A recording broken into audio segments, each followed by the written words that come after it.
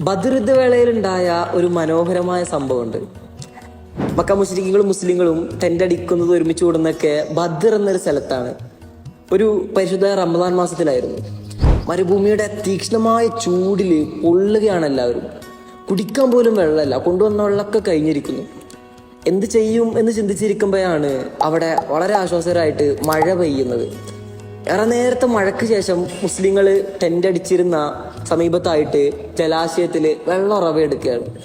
മുസ്ലിങ്ങൾക്ക് വളരെ സന്തോഷകരമായിരുന്നു അത്.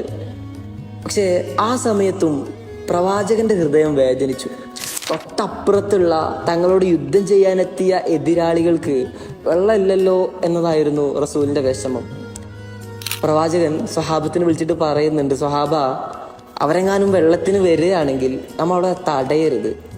കാരണം വെള്ളവും ഭൂമിയൊക്കെ റബ്ബിൻ്റെതാണ്, അത് എല്ലാവർക്കും അവകാശപ്പെട്ടതാണ്, അത് മറക്കരുത്. മറ്റൊരു സംഭവം കൂടെ ഉണ്ട്.